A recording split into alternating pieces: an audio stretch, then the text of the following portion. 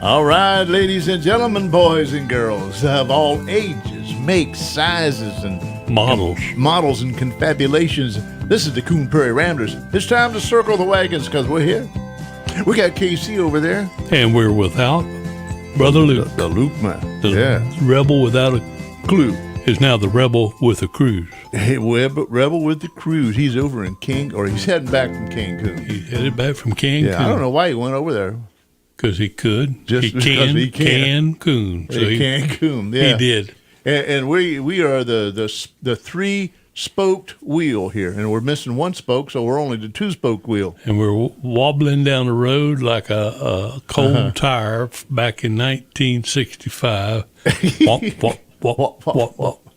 Yeah, I remember those days. Cold days till it heated up enough to your tire would straighten up and you could drive without hearing that all the way. Yeah, and you told me earlier that the reason for that, I thought it was the radio. Prescription for it was the radio tires. But it could have been just a better rubber compound. I don't know. But for those, if you're listening and you're young, you probably never had to put up with it. But on a real cold morning, I mean, you had a flat spot on your tires, and it would just drive you crazy till it warmed up. And I always thought that was from living up north because things kind of froze up. No, we had them too. We had the struggle was real down here also. Did you ever live up north anytime? Yes. What about how far? Virginia. Whoa, really? It got cold there. Hey, I remember it snowing. Norfolk. Man, do I remember snow? Hey, I was up in the Upper Peninsula of Michigan. I was stationed up there when I was in the Air Force, and we had like a electric cord that stuck out from the engine, and you could plug it into your house at nighttime. Keep your engine warm. Electric cord from an engine of an airplane? No, from the car. I thought you meant on the base. Y'all were stealing. Hey, just because you're on the base don't mean there's airplanes there. That's true. But this base had airplanes. But, our cars, because sometimes you get out there to go start. I mean, it's way below zero. They ain't going to start. So, anyway. So, how was your week? My week was good. I went on the search for strawberries. They just had the Strawberry Festival. Yeah. And I didn't want to go all the way to Plant City to the Strawberry Festival to get strawberries. Well, why'd you go into search? Why? I just love strawberries. And I had this desire to make some strawberry shortcake. Desire came over you. Because I remember shortcakes from my youth were better than they are today. And my mother would make a sweet biscuit. It's big. It's like a cat head biscuit. And she would cut them in two. Yeah. Or, slice them. Yeah. And put them down, and then you put some strawberries on there and some more strawberries. And, I mean, they were just delicious. And that just soaked up all that goodness of that strawberry juice when you macerate those strawberries. Man. But yeah, we did find some, but turns out I never even did make the strawberry shortcake, but my wife went and got the fixings to make a strawberry cake. Yeah. And it was, it was good. A cake instead. It's one of those cakes that you have to put in the fridge, or as we call it, the ice box. Yeah. And it is better the next day after it has sat in that ice box. Yeah. And all those flavors have melded, not melted, but melded together and got to know each other, and it is so good. Hey, come to think of it, my wife made a strawberry pie this weekend. We were going to do that too. We got the fixings for the pie. This was a trim, healthy strawberry pie. This is a good strawberry Fat boy delicious. Yeah, I don't think it really, unless you go crazy with it, it's not that bad for you. I think the strawberries outweigh all the rest of the sugar and the dough sugar. and the crust. You done said it there. Yeah. But it was good. It was so good. But I still may make a strawberry shortcake. It's basically making a biscuit, a drop biscuit, and it's real big, and it's got sugar in it. That's all it is. It's kind of real light. Well, I saw that my wife had a bunch of strawberries sitting out on the table on the porch. She pick them?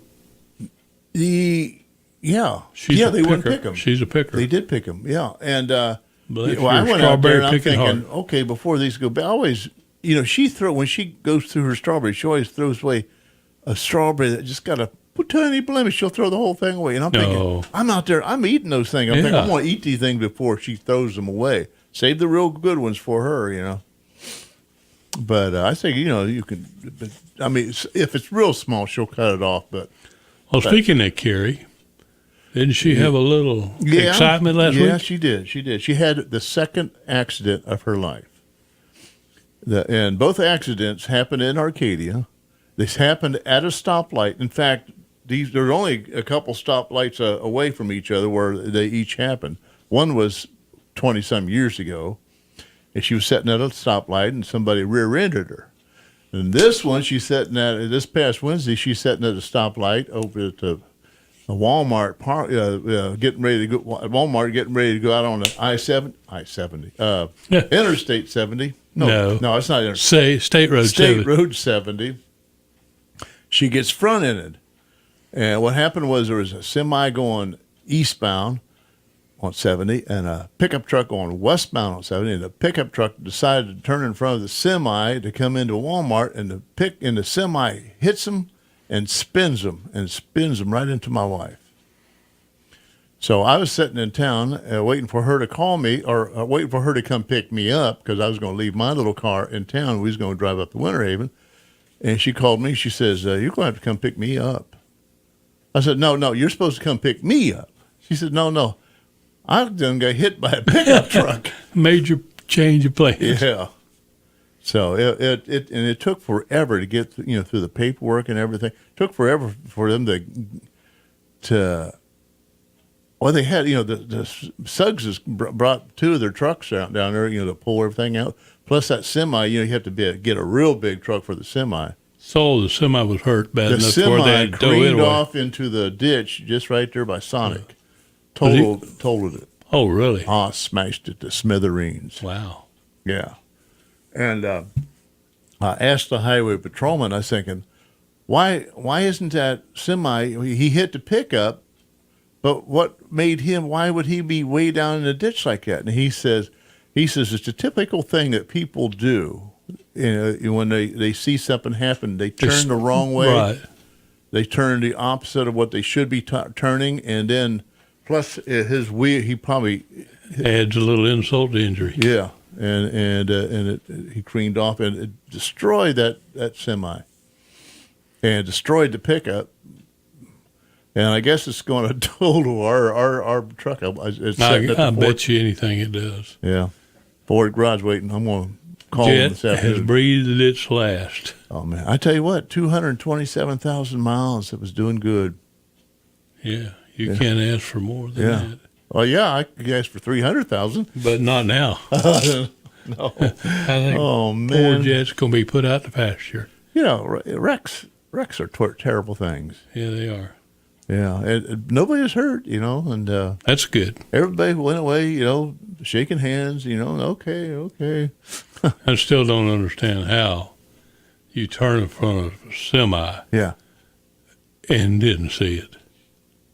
He said, the driver said, at this last second, he's out of the corner of his eye, he saw the front of it. And he tried to hit the gas, but it wasn't enough. It wasn't enough gas. And he was in a diesel, so. But I think sometimes people just all of a sudden have a temporary lapse of sanity or something, and they do things like that. And another thing I've seen, not so much as turning in front of people, but pulling out in front of people. Mm-hmm. I think people are looking further down the road, and they don't see the things right there at them, because they're looking further down the road, looking for something coming, and there's something right there on top of them, and they miss it. But I mean, a semi, how do you miss a semi?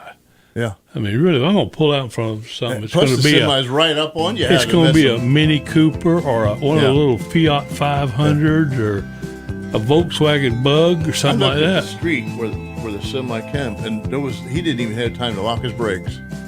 There was no marks. You want to take a break? Let's take a little break. Let's take a break. Okay. We'll buy you a new car. Okay. We'll be